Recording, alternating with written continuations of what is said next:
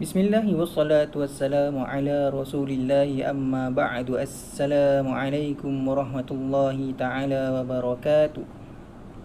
Okay, kita mulakan kelas hari ini dengan umul kitab Al-Fatihah. A'udzu billahi minasy syaithanir rajim. Bismillahirrahmanirrahim. Alhamdulillahi rabbil alamin. Ar-Rahmanir-Rahim. Maliki yaumiddin. Iyyaka na'budu wa iyyaka nasta'in. Ihdinas siratal mustaqim. Siratal ladzina an'amta 'alaihim ghairil maghdubi 'alaihim waladdallin. Amin. Bismillahirrahmanirrahim. Allahumma aftah alaina hikmataka wanshur alaina min khazaini rahmatika ya arhamar rahimin. Rabbi shrah li sadri wa yassir li amri wahlul 'uqdatam min lisani yafqahu qawli. Rabbi zidna ilman warzuqna fahman birahmatika ya arhamar rahimin. Amin. Okey, alhamdulillah, syukur kepada Allah Subhanahu Wa Taala kerana hari ini kita masih lagi dapat bersama-sama untuk dalam kelas sirah. Jadi Isnin yang lepas, hari baru je berapa hari kan? Semalam, Selasa, Isnin. Jadi hari Isnin lepas kita dah kelas sirah. Jadi jadual minggu ni sirah ada 2 kali lah, hari Isnin dan Rabu. Minggu depan tak ada sirah, dan minggu seterusnya kalau masih ada kelas online, kita akan jumpa semula untuk kelas sirah. Okey, sebelum kita masuk pelajaran yang baru, pelajaran kedua, kita ulang kaji sedikit pelajaran yang kita dah belajar minggu lepas. Ingat lagi tak? Pelajaran pertama iaitu jihad Nabi Muhammad SAW dan sahabat. Siapa yang ada buku teks macam biasa, sediakan buku teks siap-siap dan juga buku tulis dan juga alat tulis. Siapa yang masih tak berkesempatan nak ambil buku teks, boleh tengok dekat skrin. Okey, sebab skrin ni sama juga macam buku teks awak lah. Dia buku teks versi digital. Okey, kita ulang kaji terlebih dahulu pelajaran pertama. 3 perkara penting. Yang pertama, pengertian jihad. Ingat lagi tak pengertian jihad? Untuk nota minggu lepas saya buat contoh, bahagikan pengertian jihad kepada 3 bahagian. Saya tulis pengertian dengan 3 warna. Bahagian yang pertama, jihad ialah mencurahkan daya dan tenaga kekuatan. Yang kedua, demi meningkatkan kalimah Allah. Yang ketiga, untuk menegakkan Islam. So kita tengok kat sini, siapa yang tak ingat boleh tengok dekat skrin. Jihad ialah mencurahkan daya dan tenaga kekuatan demi meningkatkan kalimah Allah dan menegakkan Islam. Kemudian apa nombor 2 yang kita salin nota semalam hari Isnin yang lalu iaitu jenis-jenis jihad. Kita ada berapa jenis jihad? Kita ada 5 jenis jihad. Yang pertama, kita ada jihadun nafs, jihad melawan hawa nafsu. Yang kedua, kita ada jihadus syaitan, jihad melawan hasutan syaitan. Yang ketiga, kita ada jihadul kuffar, jihad menentang orang kafir. Tapi suka saya ingatkan, bukan semua orang kafir. Asalkan orang kafir je kita menentang dia, kita jihad, tidak. Ada ciri-ciri dia kita dah bincangkan pada kelas yang lalu, iaitu orang kafir yang mengancam agama Islam, yang menghalang agama Islam. Yang keempat, kita ada jihadul murtadin, jihad memerangi golongan murtad. Yang kelima, jihadul munafiqin, jihad menentang orang munafik. Okey.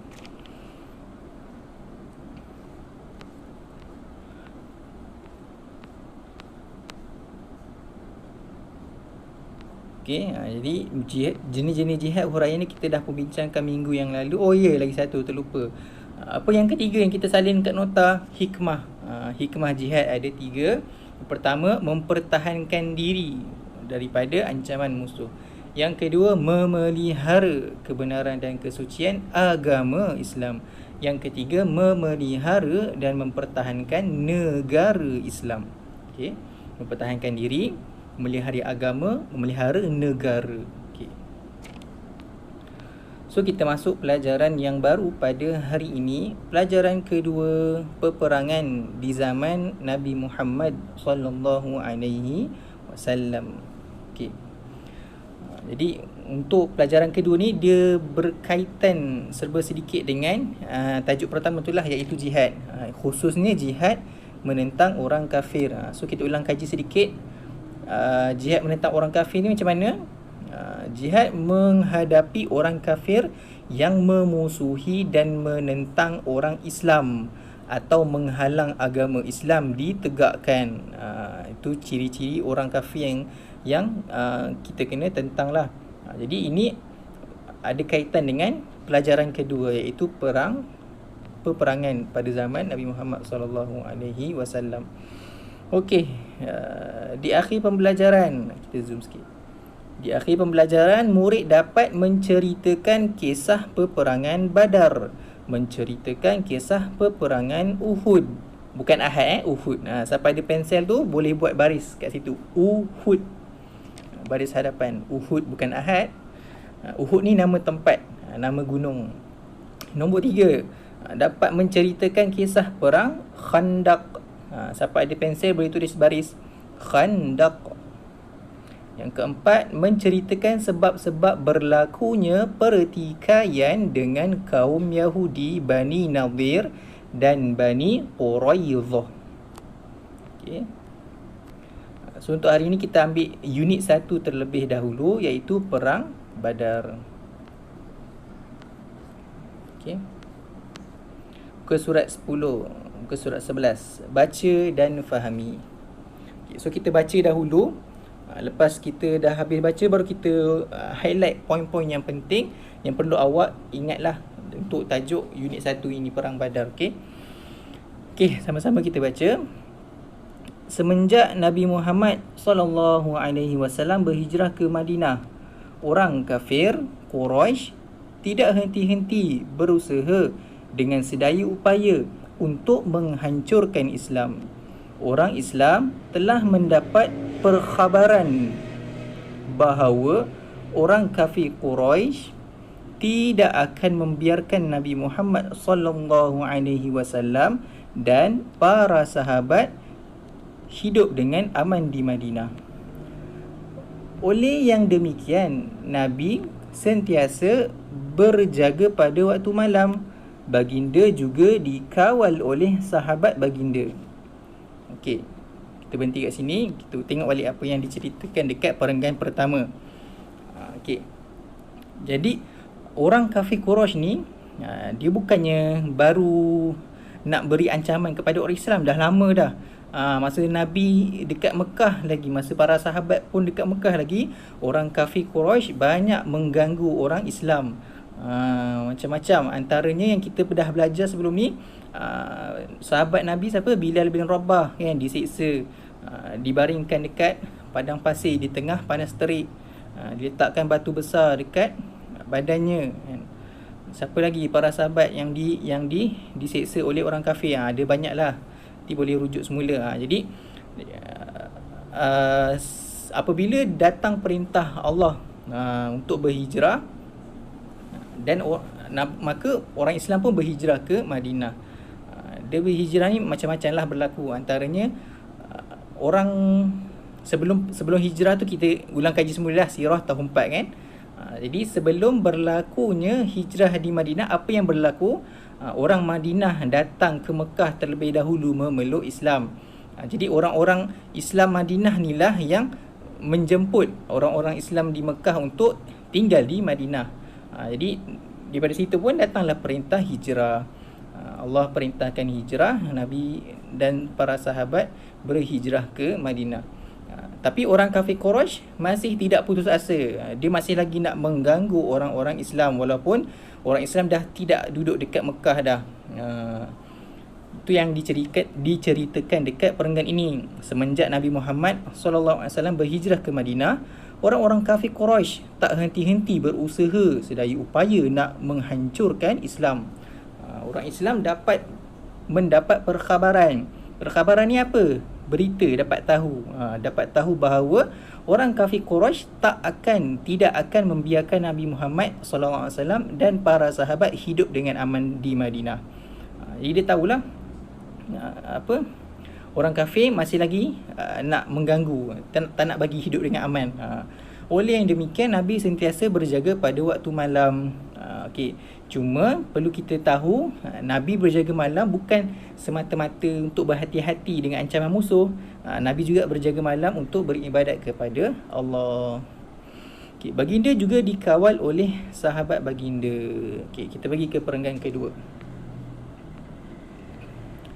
Pada suatu hari dalam bulan Ramadan tahun kedua Hijrah, Nabi Muhammad SAW keluar memimpin satu pasukan tentera seramai 313 orang yang dilengkapi dengan 2 ekor kuda perang dan 70 ekor unta sebagai tunggangan mereka. Pasukan tentera Islam ini bertujuan untuk menyekat rombongan dagang Quraisy yang dipimpin oleh Abu Sufyan. Mereka mahu mengambil semula harta orang Islam yang dirampas oleh orang Quraisy ketika meninggalkan kota Mekah. Alright. So kita lihat balik perenggan ini. Ingat lagi tak masa peristiwa hijrah, ada para sahabat yang bila dia nak berhijrah, dia dihalang oleh orang kafir, sehingga kan dikata kalau nak berhijrah kena tinggalkan harta bendanya dekat Mekah. Pergilah berhijrah sehelai sepinggang. Sebabkan itu banyak harta-harta orang Islam yang dirampas oleh orang Quraisy dalam peristiwa hijrah tersebutlah. So harta-harta yang dirampas ni diorang nak buat apa? Diorang jual lah. Mana yang diorang tak boleh pakai, diorang jual. Duit tu diorang dapat untuk diorang sendiri, untuk orang kafir Quraisy tu. Oleh sebab itu macam contohlah kan, ada orang ambil barang awak, mestilah awak nak ambil balik semua barang awak, betul tak? Jadi macam itulah. Jadi Nabi memimpin satu pasukan tentera bukan untuk berperang, tapi untuk ambil balik harta. Sebab tu dia kata kalau kita tengok dekat sini, kalau tengok dekat skrin ni, saya gerakkan pointer. Ni pasukan tentera Islam ini bertujuan, ni penting. Tujuan dia apa? Untuk menyekat rombongan dagang. Rombongan dagang ni apa? Rombongan ni orang yang berjalan kumpulan-kumpulan. Dagang ni bisnes. Orang yang pergi pada satu tempat ke satu tempat untuk berniaga. Jadi orang kafir Quraisy ni nak bawa harta-harta orang Islam yang dirampas ni, nak berniaga ke satu tempat. Jadi dalam diorang nak bergerak bawa harta orang Islam tu, kat situlah Nabi nak ambil balik harta diorang semasa dalam perjalanan tersebut. Jadi itu tujuan asal dia. Sebab itu pun harta orang Islam. Kita bukan nak serang apa sebab dia kafir, bukan kita serang sebab dia kafir, tak. Nabi memimpin tentera untuk ambil balik harta orang Islam yang dirampas. Asal tujuannya bukan untuk berperang. Kita pergi ke perenggan seterusnya, muka surat 12. Berita keberangkatan tentera muslimin diketahui oleh Abu Sufyan. Beliau dengan segera menghubungi Abu Jahal di Mekah bagi memohon bantuan tentera untuk melindungi rombongan perdagangan dan harta benda yang mereka bawa. Abu Jahal telah keluar dengan memimpin seramai 1,000 orang tentera lengkap bersenjata dan bertemu dengan tentera Islam di suatu tempat bernama Badar yang terletak kira-kira 150 km dari Madinah. Jadi dekat perenggan ni diceritakan apa? Dalam perjalanan orang Islam, Nabi Muhammad SAW memimpin 313 tentera nak ambil balik harta daripada rombongan bisnes ni, rombongan dagang Abu Sufyan ni. Abu Sufyan dapat tahu orang Islam datang nak ambil balik harta diorang. Jadi Abu Sufyan pun buat apa? Abu Sufyan menghubungi Abu Jahal. Okey. Jangan tanyalah pakai telefon bagi apa zaman dulu, tak ada. Kemungkinan hantar utusan lah, orang naik kuda hantar maklumat semua kan. Okey, jadi menghubungi Abu Jahal di Mekah bagi memohon bantuan tentera untuk melindungi rombongan perdagangan. Okey. Dan harta benda yang mereka bawa. So asalnya orang Islam datang nak ambil balik harta, dan Abu Sufyan panggil backup panggil bantuan, hantar tentera untuk melindungi mereka yang bawa barang dagangan orang Islam, yang bawa barang-barang orang Islam yang nak dijual tu. Okey, Abu Jahal pula memimpin tentera seramai 1000 orang. Tentera orang Islam berapa tadi? 313. Tentera orang kafir 1000 orang. Ramai kan orang kafir. Okey. Dan akhirnya tentera Islam bertemu dengan tentera kafir di suatu tempat bernama Badar. Disebabkan itu peperangan ini dinamakan Perang Badar, sebab berlaku di tempat bernama Badar. Okey. Perenggan seterusnya.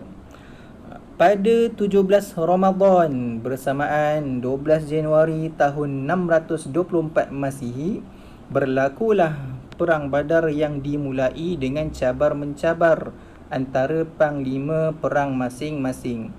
Jadi memang menjadi adat pada orang Arab bila berperang, dia punya komander, dia punya panglima-panglima perang akan berlawan terlebih dahulu sebelum tentera-tentera yang ramai kat belakang tu mula berperang.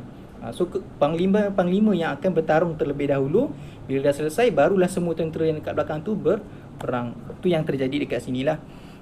Dia dimulai dengan cabar-mencabar antara panglima perang masing-masing. Jadi Ubaidah bin Al-Harith daripada pihak Islam berlawan dengan Utbah bin Rabi'ah. Utbah ni daripada pihak kafir Quraisy lah. Hamzah bin Abdul Muttalib berlawan dengan Syaibah bin Rabi'ah. Hamzah ni pihak Islam, Syaibah ni pihak orang kafir Quraisy pada waktu itu. Dan Ali bin Abi Talib pihak orang Islam berlawan dengan Al-Walid bin Utbah, orang pihak kafir Quraisy pada waktu itu. Setelah berlaku perlawanan hebat, akhirnya ketiga-tiga pahlawan musuh tewas. So komander-komander ni bertarung, berlawan. Tiga-tiga komander Islam, tiga-tiga panglima Islam ni menang, dan panglima musuh tewas. Kemudian berlakulah peperangan yang sengit berkesudahan dengan kekalahan teruk di pihak tentera musyrikin. Seramai 70 orang tentera mereka terbunuh, termasuk Abu Jahal, dan 70 orang yang lain ditawan. Sedangkan di pihak tentera muslimin hanya 14 orang tentera syahid. Syahid ni apa? Siapa yang tahu alhamdulillah, siapa yang tak tahu, syahid ni maksudnya orang Islam yang terkorban di medan peperangan. Okey. Tamat dah. Itu sahaja perang Badar. So kita dah pun baca kisah perang Badar. Sekarang masuk untuk kita highlight poin-poin penting untuk tajuk perang Badar ni lah. Jadi siapa yang ada pensel boleh siap-siap untuk conteng buku awak. Ni tak apa, sebab ni bukan buku pinjaman. Ni buku mak ayah awak beli. Kita sekolah swasta, mak ayah beli buku, jadi boleh conteng buku masing-masing, tidak ada masalah. Conteng untuk nota lah, bukan conteng melukis, bukan conteng yang bukan-bukan, tapi conteng untuk ilmu. Okay, siapa yang tak ada buku teks, tak apa, boleh tengok aja dekat sini. Nanti kalau nak buat latihan ke, nak buat nota ke, boleh tengok video, boleh pause. Pause, lepas tu salin lah apa ayat-ayat dia yang untuk dibuat nota. Okay, alright. Muka surat 11. poin penting yang pertama adalah bilangan tentera Islam dalam Perang Badar. Berapakah bilangan tentera Islam dalam Perang Badar? Jawapannya ada di muka surat 11 dekat perenggan kedua. Ni seramai 313. Tu jawapan dia, 313 orang. Okey, yang dilengkapi dengan 2 ekor kuda perang dan 70 ekor unta. Kalau awak hafal sampai 70 ekor unta ni bagus. Tapi kalau awak hafal sampai 313 orang, itu sahaja pun dah cukup. Dah memadai. Dah okey dah. Okey. Okey, itu yang pertama. Berapa orang tentera Islam dalam Perang Badar? 313. Okey. Poin yang kedua, siapa ada pensel boleh gariskan atau highlightkan apa punca berlaku peperangan Badar. Punca ni maksudnya macam mana kita nak terangkan punca? Tahu kan punca? Punca lah sebab berlaku. Sebab berlaku. Ataupun tujuan lah asalnya. Tujuan tu boleh jadi sebab berlaku. Okey, jawapannya ada dekat sini, muka surat 11 juga. Pasukan tentera Islam ini bertujuan untuk menyekat rombongan dagang Quraisy. Jadi bila ditanya apakah punca, puncanya adalah orang tak adalah punca sebab berlaku. Asalnya adalah tentera Islam hendak menyekat hendak menyekat rombongan dagang Quraisy. Kenapa nak sekat rombongan dagang Quraisy? Mereka mahu mengambil semula harta orang Islam yang dirampas. So highlightkan, yang pertama awak highlightkan kat sini yang saya nampak kan ada dot putih gerak-gerak ni. Ni bertujuan untuk menyekat rombongan dagang Quraisy. Okey, highlight yang tu sampai situ. Sekali lagi saya buat, bertujuan untuk menyekat rombongan dagang Quraisy. Gariskan ataupun highlightkan. Kemudian awak highlightkan ni mereka mahu mengambil semula harta orang Islam yang dirampas. Sampai situ. Okey. Boleh dapat? Siapa tak dapat boleh rewind video YouTube. Itu satu keistimewaan lah kelas kat YouTube ni. Kalau tertinggal apa-apa, awak boleh pause, rewind belakang sikit, ulang balik sikit apa yang saya cakap tadi. Tak ada masalah. Okey, seterusnya muka surat 12. Okey, apa yang penting ni kat sini? Berapakah bilangan bilangan tentera orang kafir dalam Perang Badar? Berapa? 1,000 orang. Ada dekat perenggan pertama muka surat 12. 1,000 orang. Okey. Okey dah. Okey, seterusnya mengapakah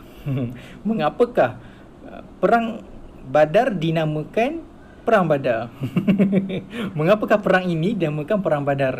Jawapannya adalah kerana peperangan ini berlaku, highlightkan ini, di suatu tempat bernama Badar. Di suatu tempat, kat sini nampak tak gerak ni?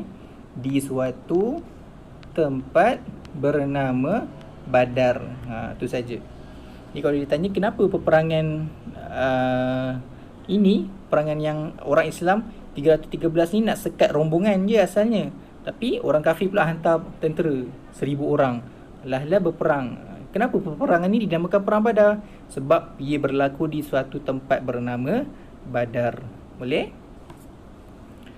Okey, ni yang paling penting. Perenggan seterusnya, bilakah berlaku Perang Badar? Bilakah berlaku Perang Badar? Buat lampu.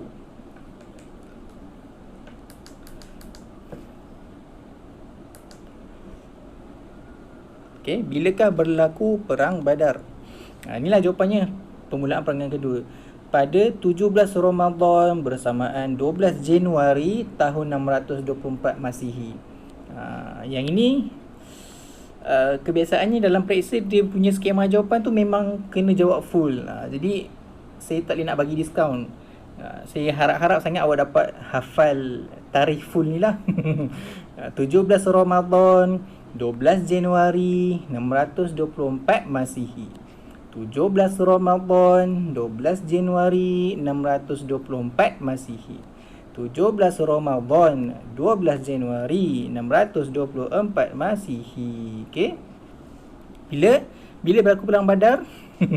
17 Ramadan 12 Januari 624 Masihi. Highlight. Siapa ada pensel gariskan. Siapa ada highlight. Okey, tu tarikh perang Badar. Alright. Berlakulah perang Badar dimulai dengan cabar-mencabar panglima. Okey. Nama panglima perang cabar-mencabar ni biasanya tidak ditanya dalam periksa lah. Tapi untuk dasar ilmu bacalah. Okey. Tapi kalau tak hafal tak apa, dia sekadar baca untuk ilmu lah supaya awak tahu. Biar semua tahu. Okey, yang terakhir berapakah tentera kafir yang mati dan berapakah tentera Islam yang syahid? Jadi jawapannya 70 orang tentera kafir yang terbunuh, yang mati, dan 14 orang Islam yang syahid. Dekat sinilah. Nampak tak saya gerakkan ni? 70 orang tentera terbunuh, 14 orang Islam syahid. Okay, jadi gelaran syahid ni khas, khusus untuk orang Islam lah. Orang kafir kita tak pakai syahid. Kenapa syahid? Sebab dia adalah orang yang disaksikan. Okey. Kalau awak perasan, dekat sini dia ada tunjuk 70 orang tentera terbunuh termasuk Abu Jahal. So komander, ketua tentera orang kafir, yang ini Abu Jahal, terkorban pada waktu itulah dalam perang Badar. Jadi dua karakter, dua individu yang terkenal yang mengganggu dakwah Nabi yang kita dah kenal daripada darjah 1 darjah 3 lah, darjah 3. Siapa? Abu Jahal dan Abu Lahab. Jadi yang terkorban, yang mati dalam perang Badar adalah Abu Jahal.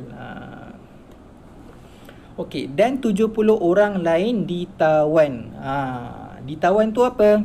Siapa tahu ditawan tu apa? Ditawan tu adalah ditangkap. Jadi apa yang dibuat dengan orang-orang yang ditangkap ni? Antaranya adalah diberi syarat kalau hendak dilepaskan dikena ajar orang-orang Islam membaca dan menulis. Itu di antaranya lah. Cuma tidak dituliskan dekat buku ni. Okey, boleh? Itu saja untuk hari ini. Unit 1 Perang Badar. Okey. Boleh kita ulang sikit Perang Badar, apa yang awak faham? Yang pertama, berapa ramai tentera orang Islam dalam Perang Badar? 313.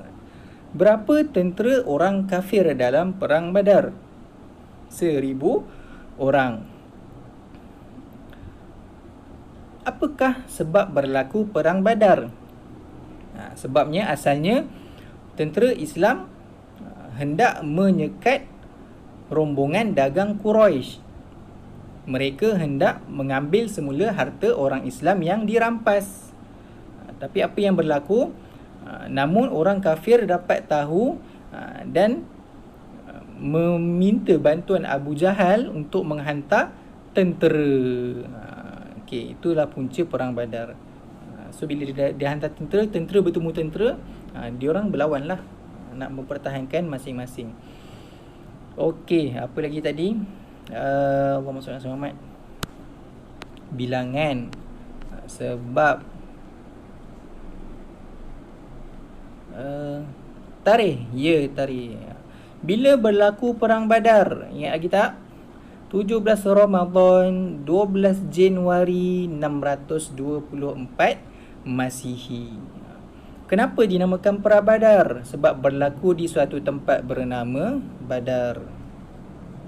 Berapa ramai tentera kafir yang terbunuh? 70 orang. Berapa ramai tentera Islam yang syahid? 14 orang. berapa ramai tentera kafir yang ditangkap? 70 orang. Okey, boleh? Jadi untuk nota, so kita tak buat latihan lah, kita buat nota, boleh? Untuk nota, sebab ni kali ni dia berbeza sikit. Dia tak ada kat belakang ni. Macam minggu lepas dia ada dekat setiap tajuk ni. Okey, tak apa. Untuk nota perang Badar, tak apa, nanti saya bagi contoh lah. Cuma ni saya sebutkan dulu.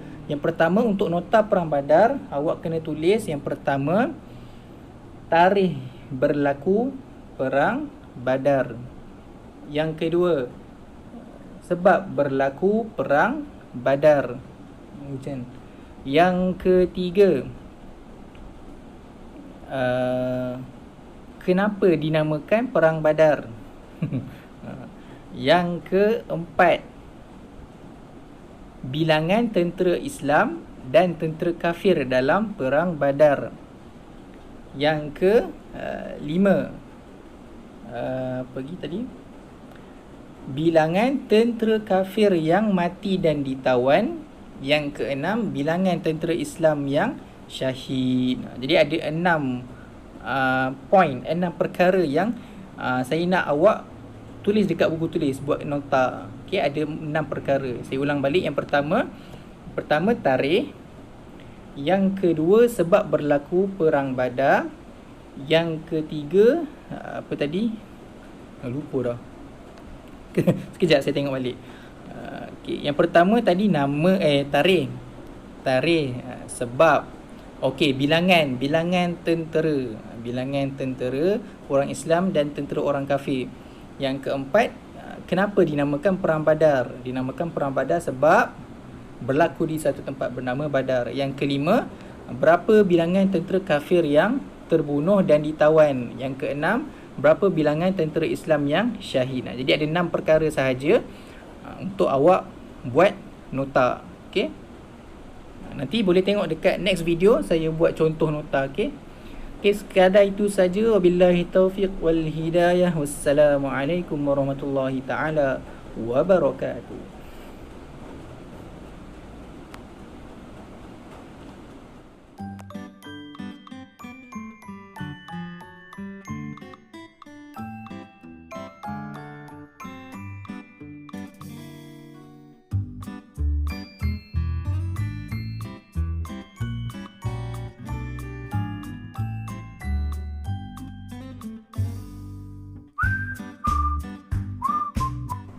Okay, ni saya tunjukkan nota yang saya buat, close up lah dekat sikit. Jadi siapa yang nak tiru, boleh pause video dan ikutlah nota yang cara saya buat. Tapi kalau awak nak buat cara awak pun boleh.